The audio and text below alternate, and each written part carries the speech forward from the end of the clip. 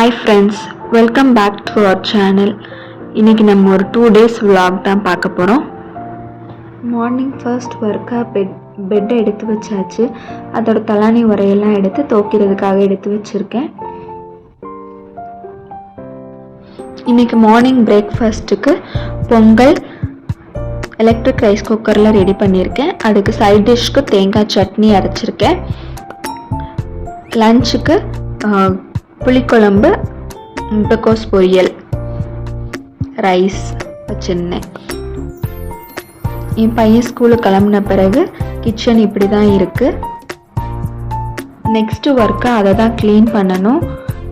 அதுக்குள்ளே எனக்கு ஒரு ஆன்லைன் கிளாஸ் இருந்துச்சு. அதை அட்டன் பண்ணுறதுக்காக வந்து உட்காந்துட்டேன். நான் ஏற்கனவே ஒரு ப்ரைவேட் கன்சர்னில் ஒர்க் பண்ணிகிட்டு இருந்தேன். ஸோ பர்சனல் இஷ்யூஸ்க்காக நான் அந்த ஜாப் விட வேண்டியதாகிடுச்சு. ஸோ நான் வேறு ஒரு வேலை போகணுங்கிறதுக்காக அதுக்கு சம்மந்தமாக ஒரு ஆன்லைன் கிளாஸ் அட்டன் பண்ணிகிட்ருக்கேன். அந்த கிளாஸ் முடியவும் நெக்ஸ்ட்டு ஒர்க்காக கிச்சனை க்ளீன் பண்ண வந்துட்டேன். ஸோ பாத்திரங்கள் எல்லாம் கழுவி எடுத்து வச்சாச்சு. கிச்சனில் இருக்க எல்லாத்தையும் ஒதுக்கியாச்சு.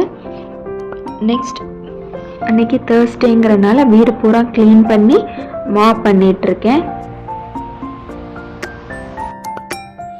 அன்றைக்கி ஈவினிங் ஸ்நாக்ஸ்க்கு பால் கொழுக்கட்டை தான் செஞ்சுருந்தேன். அது என்னோடய ஃபேவரட்டான ஸ்வீட். எத்தனை பேருக்கு ஃபேவரட்னு சொல்லுங்கள்.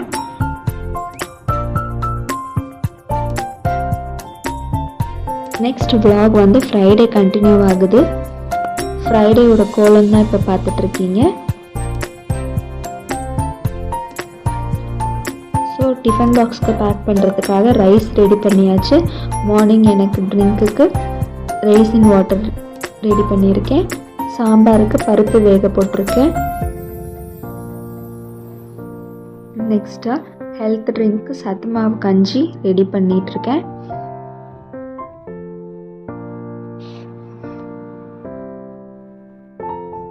ஆஃப்டர்நூன் லஞ்சுக்கு முட்டைக்கோஸ் பொரியல். முட்டைக்கோஸ் நல்லா வெந்துருச்சு. கஞ்சியும் நல்லா கொதி வந்துருச்சு.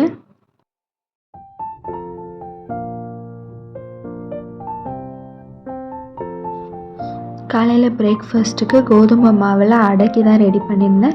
வெங்காயம் பச்சை மிளகாலாம் போட்டு வதக்கி அடை தோசை சட்டியில் போட்டு நல்லா தட்டி நல்லா வேக வச்சு எடுத்தாச்சு.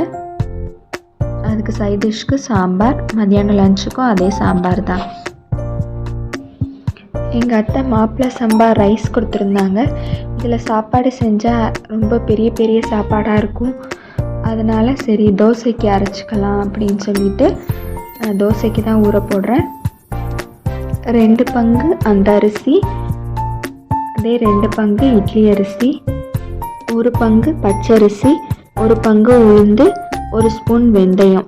இது எல்லாத்தையும் சேர்த்து நல்லா வாஷ் பண்ணி ஊற வைக்கணும். அது ஒரு 4 மணி நேரம் நல்லா ஊறணும். ஸோ அதை நல்லா வாஷ் பண்ணிவிட்டு நல்லா ஊற வச்சு வைக்க போகிறேன்.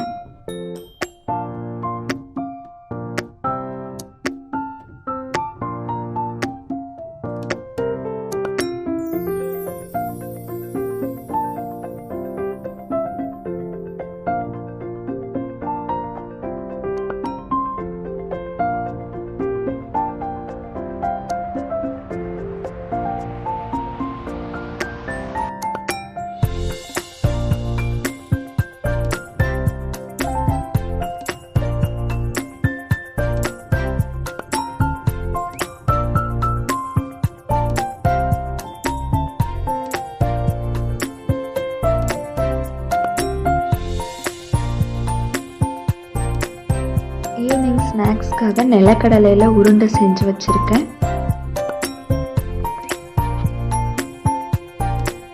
மாவு நல்லா ஊறவும் அதை நல்லா மிக்சியில் போட்டு அரைச்சி எடுத்துட்டேன். அது நைட்டுக்கே நல்லா பொங்கி வந்துருச்சு. ஸோ நைட்டு டின்னருக்கே அந்த தோசையை நான் ரெடி பண்ணிட்டேன். நல்லா கிறிஸ்பியாக தோசை ஊற்றி அதுக்கு சைட் டிஷ்ஷாக வெங்காய சட்னி அரைச்சி வச்சுருந்தேன். எத்தனை பேருக்கு தோசைனா வெங்காய சட்னி தான் தேவைப்படும் அப்படின்னு சொல்லுங்கள். எங்கள் வீட்டில் தோசைனாலே வெங்காயம் சட்னி தான். Thank you friends.